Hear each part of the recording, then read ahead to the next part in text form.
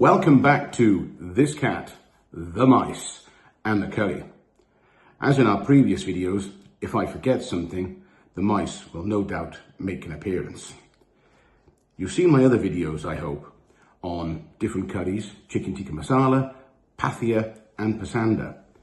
But the first stage of making these curries is you have to make the base gravy. Now, as with most things I do, I've been using Misty Ricardo's Curry Kitchen.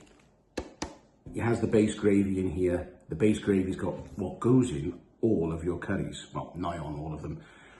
You have to make sure that you dilute the base gravy down afterwards.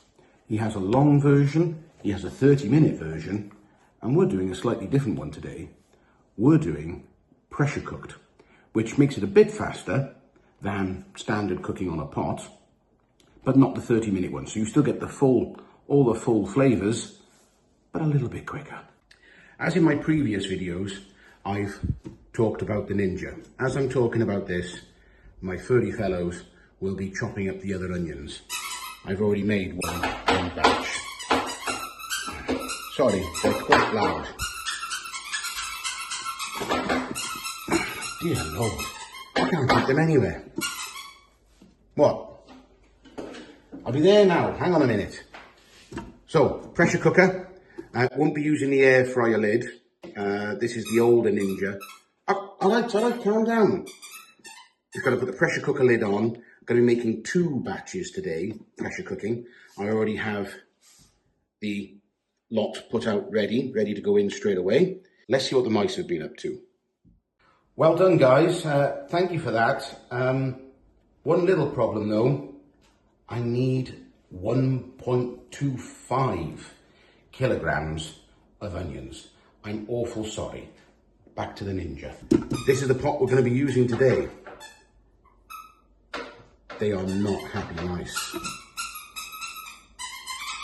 Well done, guys. That's great. Oh, can you hear their tired little squeaks? It wasn't that much onion. Don't get in a mood.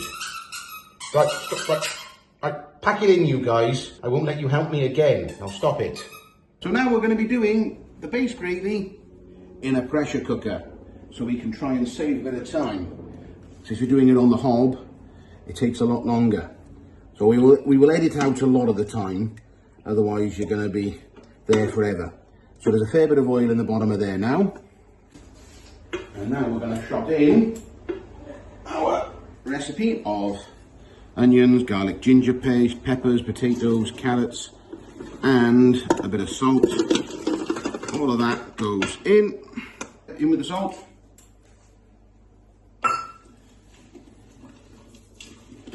And give it a good mix over. And we will pause proceedings there for yourselves until we're at the point where I think you've got to add the water. Because it's a pressure cooker, you've got to have a bit of water in there for it to be able to make the pressure. We actually take that water off of stage 2. So argument's sake, we're going to be adding 250 mils of water to this stage.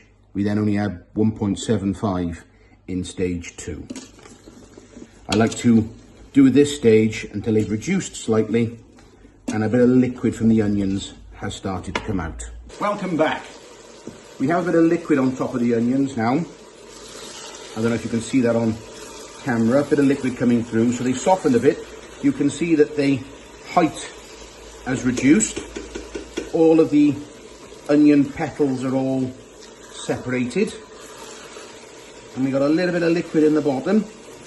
So now, for me, that's a good time. That's about 5-8 minutes. Now is a good time.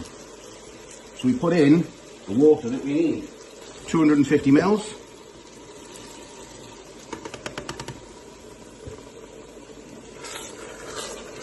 Give that a good stir over and get it all in. The sizzling will stop a bit because you've cooled it down a touch. But you see we've got a nice bit of liquid in the top there now. Now we've got that in, we've got it up to temperature, and we're going to put on the pressure cooking lid now. Grab the lid. Excuse me, if you sit on there, you're going to end up with steam all over your behind. Now come on, out of the way.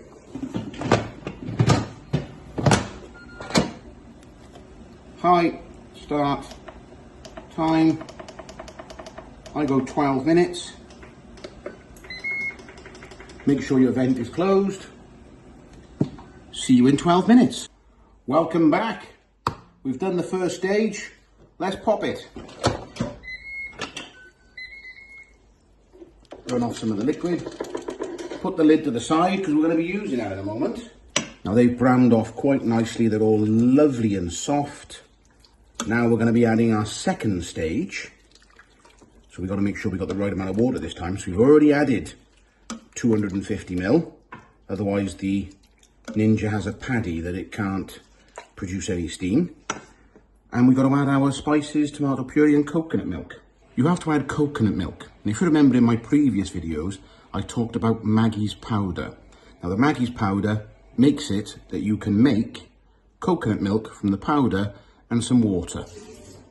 This is, you can buy yourself a can. You can buy yourself a can of coconut milk, but I find you don't use the whole can and it's a waste. So this Maggie's powder has really come into its own. Back on sear and saute. In with our water. I give this a bit of a stir over then. Make sure everything's off the bottom. In goes our tomato puree.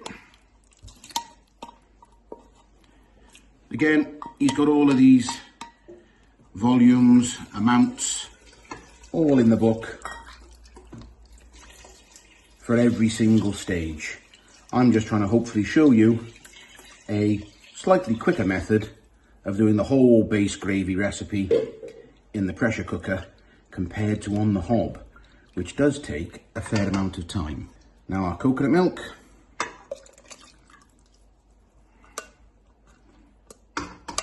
Now I cheated with this and I used one of those latte whiskers, those handheld latte whiskers, to mix all of the coconut powder in with the water. Last step is our powders, of which mixed powder is one of them, which is just before base gravy in the book. So you've got to make the mixed powder before you can really do anything else. But that's just a simple matter of grinding spices. So I don't see any need to show you that. What I like to do now, I like to try and get this hot and bubbling before I put the pressure cooker lid on. We'll see you again at the end of stage 2. Welcome back. That's the end of stage 2. We've added our optional coriander. I go for stalks and some leaves for myself. It's got a lovely rich colour, and this is where we have to blend it. If you remember, we discussed before in the previous video about the use of a stick blender. And this is a Braun one, nice metal shaft. I used a plastic one before and it come to bits. So here we go. One thing you got to be careful with this is that you don't get it on the bottom. Otherwise you'll scratch your pot. I don't think we got any more lumps left in there. Now, I don't know if you can just see on the side there, it says about 16 on the side, on the measuring scale. We want to let it go now, stay warm, low simmer for about 20-30 minutes and get it dropped to about the 14 and a half mark for a nice thick base gravy.